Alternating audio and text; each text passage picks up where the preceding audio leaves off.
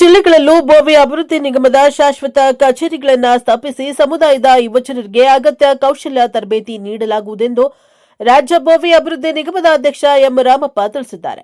ಹುಣಸೂರು ತಾಲೂಕಿನ ವಿನೋಬಾ ಕಾಲೋನಿಯಲ್ಲಿ ತಾಲೂಕಾ ಬೋವಿ ಸಮಾಜದ ವತಿಯಿಂದ ಆಯೋಜಿಸಿದ್ದ ಅಭಿನಂದನಾ ಸಮಾರಂಭದಲ್ಲಿ ಸನ್ಮಾನ ಸ್ವೀಕರಿಸಿ ಮಾತನಾಡಿದ ಅವರು, ತಾವು ಈಗಾಗಲೇ 7 ಜಿಲ್ಲೆಗಳಲ್ಲಿ ಪ್ರವಾಸ ಮಾಡಿದ್ದೇವೆ. ಮುಂದೆ ಎಲ್ಲಾ ಜಿಲ್ಲೆಗಳಿಗೂ ಭೇಟಿ ಇತ್ತು ಮಾಹಿತಿ ಸಂಗ್ರಹಿಸಿ ಕಾರ್ಯಕ್ರಮ ರೂಪಿಸುವೆ. ಜನವರಿ 17-18ರಂದು ಬೆಂಗಳೂರಿನ ಜ್ಞಾನ ಭಾರತಿಯಲ್ಲಿ 300ಕ್ಕೂ ಹೆಚ್ಚು ಮಂದಿ ಯುವಪಡೆಗೆ ವಿವಿಧ ಕೌಶಲ್ಯ ಕುರಿತು ತರಬೇತಿ ನೀಡಲಾಗುತ್ತಿದ್ದು ನೋಂದಾಯಿಸಿಕೊಳ್ಳಿ. ಇದೇ ಮಾದರಿ ರಾಜ್ಯಾದ್ಯಂತ ವಿಸ್ತರಿಸಲಾಗುವುದು ಎಂದು ತಿಳಿಸಿದ್ದಾರೆ.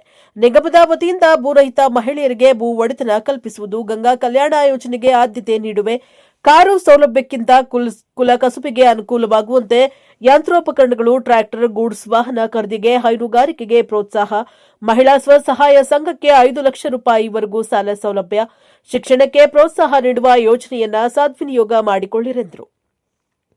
ಮುಖ್ಯಮಂತ್ರಿ ಸಿದ್ದರಾಮಯ್ಯನವರು ಬೋವಿ ಅಭಿವೃದ್ಧಿ ನಿಗಮ ಸ್ಥಾಪಿಸುವ ಮೂಲಕ ಸಮಾಜಕ್ಕೆ ದೊಡ್ಡ ಕೊಡುಗೆ ನೀಡಿದ್ದಾರೆ ಎಂದು ಸ್ಮರಿಸಿ, ಸಮಾಜಕ್ಕೆ ನೆರವಾದವರ ಬೆಂಬಲಕ್ಕೆ ನಿಲ್ಲಬೇಕೆಂದು ಆಶಿಸಿ, ಅಂಬೇಡ್ಕರ್ ಆಶಯದಂತೆ ಶಿಕ್ಷಣ, ಸಂಘಟನೆ, ಹೋರಾಟಕ್ಕೆ ಹೆಚ್ಚು ಆದ್ಯತೆ ನೀಡಬೇಕು, ಸಮುದಾಯ ಜಾಗೃತರಾಗಬೇಕೆಂದು ಆಶಿಸಿ ಸಮುದಾಯದ ಪರವಾಗಿರುವ ಮಾಜಿ ಶಾಸಕ ಎಚ್ಪಿ ಮಂಜುನಾಥ್ ರವರನ್ನ ಸದಾ ಬೆಂಬಲಿಸಿದ್ದಾರೆ.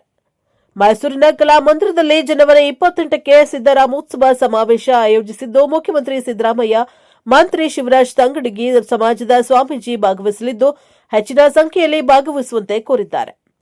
ಮಾಜಿ ಶಾಸಕ ಎಚ್ಪಿ ಮಂಜುನಾಥ್ ಮಾತನಾಡಿ, ದೇವರಾಜ ಅರಸರ ಕನಸಿನ ವಿನೋಬಾ ಕಾಲೋನಿಯು ನನ್ನೂರು ಎಂದು ಭಾವಿಸಿ ಗ್ರಾಮಸ್ಥರ ಬೇಡಿಕೆಯಂತೆ ಎಲ್ಲಾ ಸೌಲಭ್ಯ ಕಲ್ಪಿಸಲಾಗಿದೆ.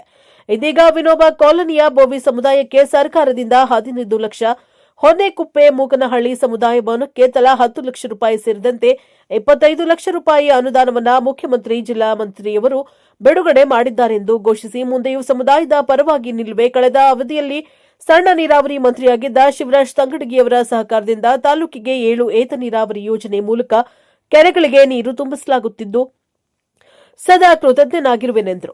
ಬೋವಿ ನಿಗಮದ ಮಾಜಿ ಅಧ್ಯಕ್ಷ ಸೀತಾರಾಮು, ಗ್ರಾಮ ಪಂಚಾಯಿತಿ ಮಾಜಿ ಅಧ್ಯಕ್ಷ ರಾಮಯ್ಯ, ತಾಲೂಕಾ ಪಂಚಾಯಿತಿ ಮಾಜಿ ಸದಸ್ಯ ಚಿನ್ನವೀರಯ್ಯ, ಮುಖಂಡರಾದ ಕುನ್ನೇಗೌಡ, ಕುಪ್ಪುಸ್ವಾಮಿ, ಗಣೇಶ್, ಸುಧಾಕರ್ ಮಾತನಾಡಿದರು. ಕಾಂಗ್ರೆಸ್ ಅಧ್ಯಕ್ಷರಾದ ರವಿಪ್ರಸನ್ನ, ಪ್ರೇಮಕುಮಾರ್, ಬಾಲಸುಂದರ್, ಬೋವಿ ಸಮಾಜದ ಜಿಲ್ಲಾಧ್ಯಕ್ಷ ವಿಜಯಕುಮಾರ್, ಪಿ ಈರಯ್ಯ, ಉಮಾಶಂಕರ್, ಅಸ್ಗರ್ ಪಾಷಾ, ಟಿ ಕೃಷ್ಣ, ಶಿವಲಿಂಗಪ್ಪ, ನಾಗರಾಜ್, ಮಹದೇವ, ತಿಮ್ಮರಸ, ದೇವರಾಜ್, ತಿಮ್ಮರಾಜು, ರಾಮಣ್ಣ, ವೆಂಕಟೇಶ್, ಶೇಖರ್ ಸೇರಿದಂತೆ ಅನೇಕರಿದ್ದರು. ಹುಣಸೂರು ತಾಲೂಕು ವಿನೋಬಾ ಕಾಲೋನಿಯಲ್ಲಿ ನಡೆದ ಸಮಾರಂಭದಲ್ಲಿ ರಾಜ್ಯ ಬೋವಿ ನಿಗಮದ ಅಧ್ಯಕ್ಷ ಎಂ ರಾಮಪ್ಪರವನ್ನ ಗ್ರಾಮಸ್ಥರು ಅಭಿನಂದಿಸಿದ್ದಾರೆ. ಎಚ್ಪಿ ಮಂಜುನಾಥ್ ಮತ್ತಿತರರು ಹಾಜರಿದ್ದರು. Bureau report Maseem Sharif, Prajapower TV, Hunsur.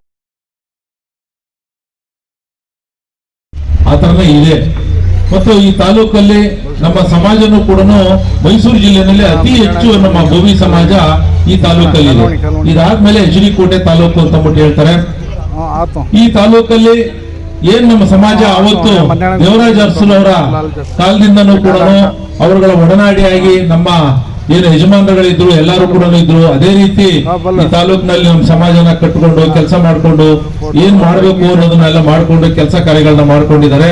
ಎಲ್ಲರೂ ಕೂಡ ಮುಂಚೂಣಿನಲ್ಲಿದ್ದಾರೆ.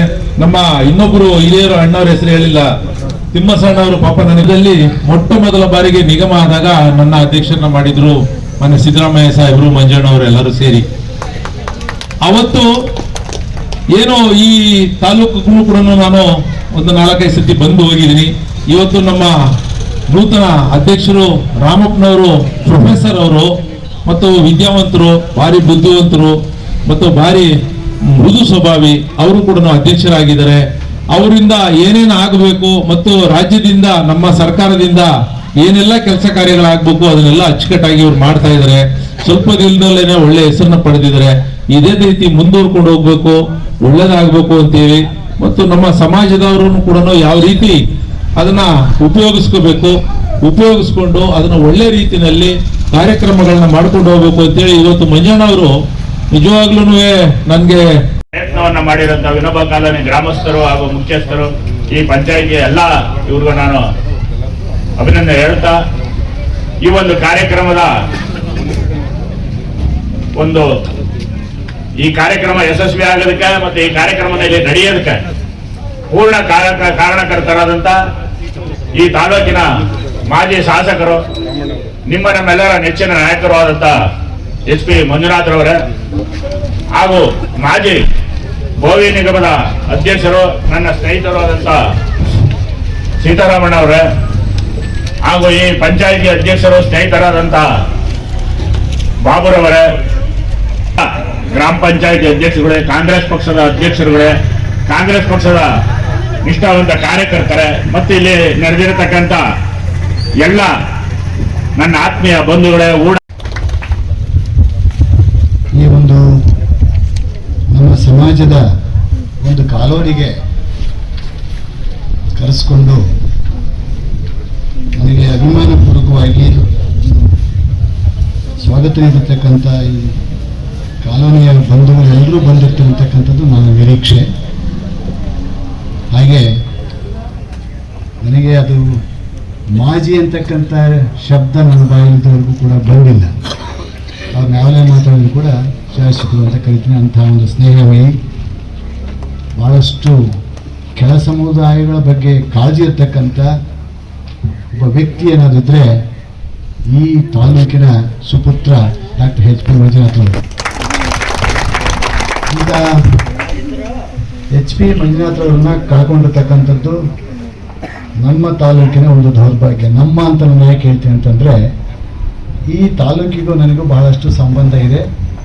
ನಾನು ಈ ತಾಲೂಕಿನಲ್ಲಿ ಸ್ವಲ್ಪ ಜಮೀನು ಮಾಡಿಕೊಂಡು ಹಾಗಾಗಿ ಈ ತಾಲೂಕಿಗೆ ಬರ್ತಾ ಇದ್ದೀನಿ. ಹಾಗಾಗಿ ನಮ್ಮ ತಾಲೂಕು ಅಂತ ಕರೀತಕ್ಕಂಥದ್ದು. ಈ ತಾಲೂಕಿಗೆ ವಿಶೇಷವಾಗಿರ್ತಕ್ಕಂಥ ಪ್ರೀತಿ ನಮ್ಮದು ಕೂಡ ಇದೆ. ಇಂತಹ ಆಗಿದ್ದಾಗ ಬೋವಿ ಅಭಿವೃದ್ಧಿ ನಿಗಮವನ್ನು ಸ್ಥಾಪನೆ ಮಾಡಿ ಬೋವಿಗಳಿಗೆ ಸಿಗಬೇಕಾಗಿರ್ತಕ್ಕಂಥ ಸವಲತ್ತುಗಳು ಸಿಗಲಿ ಅಂತಕ್ಕಂಥ ಒಂದು ಕಾರಣದಿಂದಾಗಿ ಇವತ್ತು ನಾವೆಲ್ಲ ಸೌಲಭ್ಯಗಳನ್ನು ಪಡಿತಕ್ಕಂಥ ಅವಕಾಶ ಸಿಕ್ಕಿದೆ. ನೀವು ಆ ಕಾರ್ಯಕ್ರಮಗಳು ಯಾವಿದೆ ಅಂತಕ್ಕಂಥದ್ದು ನಿಮಗೆ ಸಂಪೂರ್ಣ ಮಾಹಿತಿ ಇಲ್ಲ. ಅದಕ್ಕೆ ನಾನು ಹೇಳ್ತೀನಿ, ಈಗ ಪ್ರತಿ ದೊಡ್ಡ ಬೋವಿ ಕಾಲೋನಿಗಳ ಮುಂದೆ, ಪಂಚಾಯತಿಗಳ ಮುಂದೆ ನಮ್ಮ ಬೋವಿ ಸಮಾಜದಿಂದ ಸಿಗಬೇಕಾಗಿರ್ತಕ್ಕಂಥ ಸೌಲಭ್ಯಗಳು ಯಾವ್ಯಾವು ಅಂತಕ್ಕಂಥದ್ದು ಒಂದು ಬೋರ್ಡನ್ನು ಡಿಸ್ಪ್ಲೇ ಮಾಡಿಸ್ತೀವಿ. ಬೇರೆ ಸಮಾಜಗಳು ಇದ್ದಾವೆ, ನಮ್ಮ ಸಮಾಜಗಳವರು ಕೂಡ ಪ್ರತಿ ಪಂಚಾಯತಿ ಕಚೇರಿಯ ಮುಂದೆ ಒಂದು ದೊಡ್ಡ ಬೋರ್ಡ್ ಸೌಲಭ್ಯಗಳು ಯಾವ್ಯಾವಿದ್ದಾವೆ ಅಂತಕ್ಕಂಥವ್ರಿಗೆ ತಿಳುವಳಿಕೆ ಬೇಕು.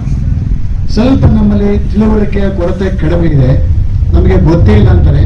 ನಾನು ಬೆಂಗಳೂರು ಕೇಂದ್ರ ಕಚೇರಿಯಲ್ಲಿ ಕೂತಿದ್ದಾಗ ಗುಲ್ಬರ್ಗದಿಂದ, ಬಿಜಾಪುರದಿಂದ ರಾತ್ರೋರಾತ್ರಿ ಪ್ರಯಾಣ ಮಾಡ್ಕೊಂಡು ಬರ್ತಾರೆ, ಇಡೀ ದಿವಸ ಕಾಯ್ತಾರೆ. ಹಾಗಾಗಿ ನಾನು ಖಂಡಿತವಾಗೂ ಬುಧವಾರ ಮತ್ತು ಗುರುವಾರ ಬೆಂಗಳೂರಿನಲ್ಲಿರೋದಕ್ಕೆ ಪ್ರಯತ್ನವನ್ನು ಮಾಡ್ತಾ ಇದ್ದೀನಿ. ಇಂತಹ ಸೌಲಭ್ಯಗಳು ಮಧ್ಯವರ್ತಿಗಳ ಪಾಲಾಗಬಾರ್ದು ಅಂತಕ್ಕಂಥದ್ದು ಕೂಡ ನನ್ನ ಉದ್ದೇಶ. ನೇರವಾಗಿ ಸಿಗಬೇಕಾಗಿರ್ತಕ್ಕಂಥ ಸೌಲಭ್ಯಗಳು ಬಡವರಿಗೆ, ನಿಕೃಷ್ಟರಿಗೆ, ಕನಿಷ್ಠದಲ್ಲಿ ಕನಿಷ್ಠ ಇರ್ತಕ್ಕಂಥವರಿಗೆ ತಲುಪಬೇಕು ಅಂತಕ್ಕಂಥದ್ದು ನನ್ನ ಏಕೈಕ ಉದ್ದೇಶ. ಆ ಉದ್ದೇಶಗಳನ್ನು ಈಡೇರಿಸುವ ಮೂಲಕ ನಮ್ಮ ಕರ್ನಾಟಕ ಸರ್ಕಾರ ನಾನು ಏನು ನೇಮಕ ಮಾಡಿ ಬೋವಿ ಅಭಿವೃದ್ಧಿ ನಿಗಮಕ್ಕೆ ಅಧ್ಯಕ್ಷನ ಕೊಟ್ಟಿದ್ದಾರೆ ಅವರಿಗೆ ಸಲ್ತಕ್ಕಂಥ ಗೌರವ ಅಂತಕ್ಕಂಥದ್ದು ನನ್ನ ಭಾವನೆ.